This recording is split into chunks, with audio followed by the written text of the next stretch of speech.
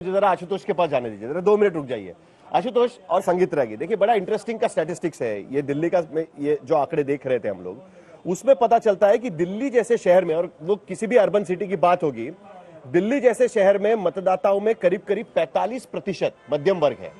और अगर हम लोकसभा और विधानसभा के आंकड़े देखें तो लोकसभा और विधानसभा में 15% का शिफ्ट होता है आम आदमी पार्टी की तरफ। और आप आम आदमी पार्टी के मूवमेंट से जुड़े हुए थे, आपको तो मालूम होगा कि जो आम आदमी पार्टी का पिच था पूरा, वो पूरा मध्यम वर्ग का पिच था। तो सबसे जो आकांक्षाएं और उनकी उम्मीदें जगाई किसी ने, तो आम आदमी पार्टी ने जगाई थी। इसी की वजह से दिल्ली का मध्यम वर्ग पूरी तरीके से उनके साथ में हो गया था। ये पहला झटका होगा।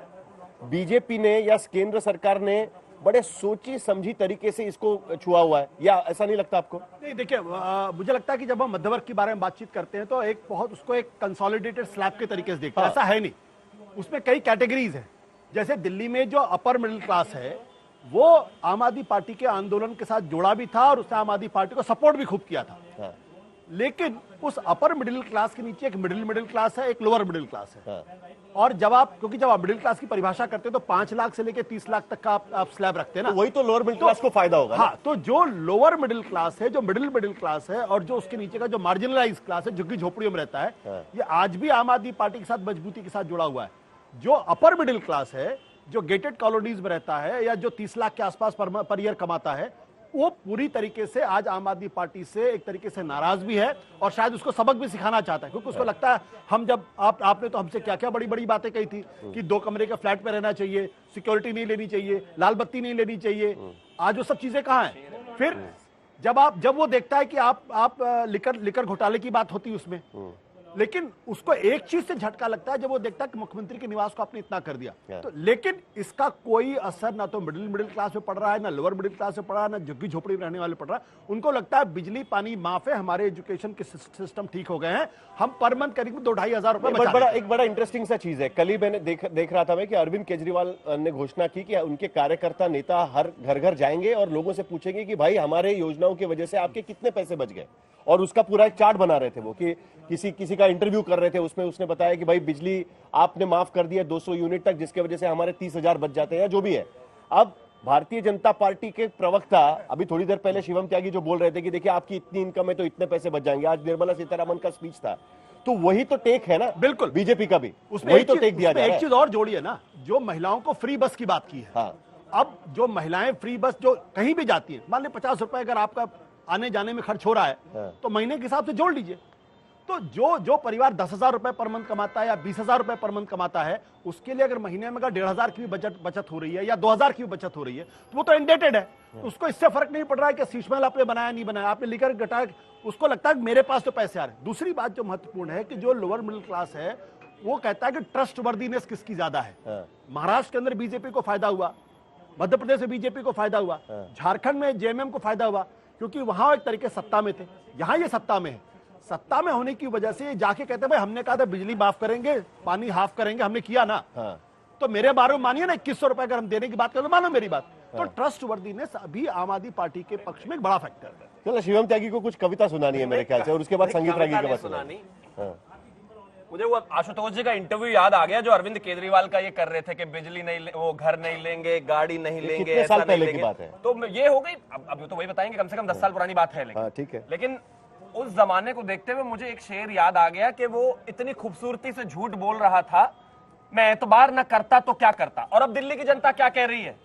प्यार झूठा ही सही जताने आजा, और अगर एक भी काम दिल्ली के लिए किया हो तो बताने आजा। सड़क तक पे नहीं आ पा रहे हैं आज लोग। और आशुतोष जी कह रहे हैं कि वो 20,000 रुपए जो आदमी कमा रहा है उसको कहां कुछ फर्क पड़ रहा है? फर्क पड़ रहा है भाई। 2014 में 2.5 लाख से ऊपर आदमी टैक्स दे रहा था, आज 12 लाख पर नहीं दे रहा। फर्क क्यों नहीं पड़ता? अगर 30,000 पक्के मकान हमने बनाकर दिए तो फर्क पड़ रहा है। अगर 1,731 कॉलोनीज को रेगुलराइज करके दिया, पर फैमिली अगर 5 आदमी के हिसाब से करके दिया तो उसका रजिस्ट्री हुई, तो आज उसको फर्क पड़ा। ऐसा है ना, पक्के मकान का वादा तो आपका बहुत पहले वाला था, लेकिन हम तो दिल्ली में करके दिए हैं। 10 साल में हमारे काम है, और जिसको काम बताने थे वो तो बेचारा डिबेट में नहीं आया। सुनिए यादव जी, लेकिन पहले आशुतोष कुछ बोलना चाह रहा है। सुनिए यादव जी, बार बार ये कहा जा रहा 2.5 लाख रुपए में टैक्स नहीं था, 2.5 लाख रुपए में टैक्स। आप 2014 में जो रुपए की कीमत कितनी थी? 56। आज कितनी? 87। फूड इन्फ्लेशन कितना था? आज कितना? 10%। तो जो 2.5 लाख रुपए तब थे आज वो 4 लाख से ऊपर निकल गया है। तो अगर आज संदीप कोई संदीप रिबेट अगर मिल भी रही है अच्छा, मेरा- या आपने कहीं कर भी रहे हैं तो वो तो एडजस्टमेंट एक तरीके से। सेकंड बस यहीं पे पॉज करके कैमरा घुमा के आज तक वाले ये पूछ दे यहाँ पर गुम्मत कैफे वालों से कि भैया डॉलर में देते हो ड्रिंक या पैसे में देते हो? रुपए में आज भी तब भी मिल रहा है। मैं यहाँ की बात कर रहा हूँ। नहीं, ये क्या बात हो गई? क्या बात है? ये क्या बात हो? आप लोग की बात कर रहे हैं। आप हिंदुस्तान की बात अच्छा अच्छा अच्छा, चलिए चलिए चलिए, इसका मतलब ये है एक कि मिनट, एक अगर मिनट। क्या 100 हो जाए इन्फ्लेशन डॉलर के मुकाबले 100 हो जाए तो इनको कोई फर्क नहीं बिल्कुल पड़ेगा। फर्क पड़ता है। नहीं फर्क पड़ेगा ना। अभी तो बोला, भाई अभी तो बोला, भाई अभी तो भाई बोला बहुत अरे एक भाई, मिनट, क्या एक मिनट। सेंस है मेरे शिवम त्यागी जी, बैठा है वो शिवम त्यागी रुपए में दे रहा है और शिवम त्यागी। इन्फ्लेशन 2014 से पहले पहुंच जाएगा। नहीं डबल रेट नहीं भाई, भाई की बात शिवम करिए ना। शिवम त्यागी सर का वक्त। शिवम त्यागी, चलिए दिल्ली पर लौट के मुझे आते 10 हैं। सेकंड मुझे- आपको 10 सेकंड मिलेंगे, लेकिन दिल्ली पर लौट कर आते हैं। थोड़ी देर में हमारे पास आम आदमी पार्टी के प्रवक्ता भी जुड़ जाएंगे। उनको पता ही होगा कि उनके पीठ पीछे क्या क्या बोला गया होगा, उनसे डायरेक्टली पूछ ही लेंगे। लेकिन संगीत रागी, सबसे पहले आप बताइए मुझे कि क्या हम ये मान के चले कि बीजेपी ने अब मिडिल क्लास की लड़ाई पे मतलब क्या क्या कहते हैं कि हथौड़ा डाल दिया है कि भाई अभी हम लोग तो जीत के दिखा देंगे। सुबह प्रधानमंत्री आते हैं पार्लियामेंट में और कहते हैं कि मां लक्ष्मी मध्यम वर्ग पर क्या कृपा बरसा है। उसके बाद ज्ञान की बात की जाती है कि इस बार बजट में गरीब, यूथ, अन्नदाता और नारी का सम्मान किया जाएगा, उस तरीके की बात की जाती है। तो ये दिल्ली इलेक्शन को लेकर ही सारी चीज थी। अगर टैक्स स्लैब में बदलाव करना था पिछले साल भी कर सकते थे भाई। मिडिल क्लास की इनकम में कोई ज्यादा फर्क थोड़ी पड़ा है पिछले साल में और अब के साल में। देखिए साहिल, मैं नहीं मानता कि प्रधानमंत्री नरेंद्र मोदी चुनाव को देखते हुए, देखिए चुनाव को देखते हुए हर पॉलिटिकल पार्टी कुछ न कुछ करती है। लेकिन यदि आप देखिए, सबसे बड़ा गैम्बल तो प्रधानमंत्री नरेंद्र मोदी ने 2024 के चुनाव के समय किया था। उस समय भी बजट आया था, लेकिन कोई लोक लुभावन बजट नहीं आया था। और यकीन मानिए, प्रधानमंत्री का एजेंडा 2000 तब तो लग रहा था राम मंदिर खड़ा कर दिया तो हो जाएगा अपने आप। मैं अपनी इतनी बड़ी पूजा कर रहे हैं, प्राण प्रतिष्ठा कर रहे हैं। मैं एक बात कर रहा हूँ, देखिए टैक्स मॉडरेशन की बात आज से नहीं, बहुत दिनों से चल रही थी और उस टैक्स को इन्होंने मॉडरेट किया है। दूसरी बात, ये जो कहा जा रहा था कि मिडिल क्लास जो है वो आम आदमी पार्टी के साथ जाता था, ऐसा है नहीं। और झुग्गियों के अंदर भी जो है, आप जो मिडिल क्लास था वो भारतीय जनता पार्टी का वोटर हुआ करता था और लोकसभा में वो वोट करता।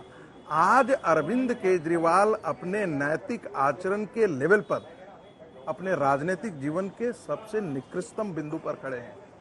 जिनके बारे में, जैसा कि आशुतोष ने भी कहा, सारी चीजें गिनवा दिया कि आम आदमी पार्टी का क्या क्या रहा है, क्या क्या अरविंद केजरीवाल ने कहा था, हम गाड़ी नहीं लेंगे, हम बंगला नहीं लेंगे, हम सिक्योरिटी नहीं लेंगे, तमाम चीजों को लेकर के वो सब सारे धतकर्म और सारे कुकर्म के हिस्से अरविंद केजरीवाल बने रहे।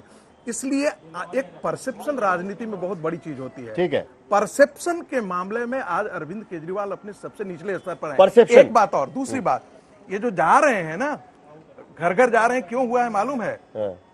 पिछले 2024 के चुनाव में राष्ट्रीय स्वयंसेवक संघ ने 1,35,000 लोक परिष्करण ऐसी बैठकें की थी। ठीक है। और घर घर जाकर के लोगों को कहा था कि भाई देश हित में प्रचार तो घर घर जाकर ही किया जाता है संगीत रागी। अब उसको अब है उनको लग उनके रहा पास कि कैडर, उस वो पर जा बहुत रहे हैं। भारी पड़ने वाला है। अब तो मैंने अभी देखा, क्योंकि जनता जिससे आप कह रहे हैं, पहले उनको क्या था, अभी थोड़ी देर पहले टैक्सी वाला, सुनिए तो, जो ऑटो अभी वाला, थोड़ी देर पहले खबर आई वही है ऑटो और टैक्सी वाला इनके खिलाफ खड़ा है। बीजेपी ने अपने तमाम कार्यकर्ताओं को, नेताओं को कहा है कि भाई घर घर जाकर कहो कि हमारे टैक्स के में एग्जम्पशन देने की वजह से, या जो स्लैब बढ़ाई है, जो बदलाव किए है, उसके वजह से क्या फायदा होगा, ये दिल्ली में घर घर जाके बताओ करके। यही बात तो वो भी कर रहे हैं।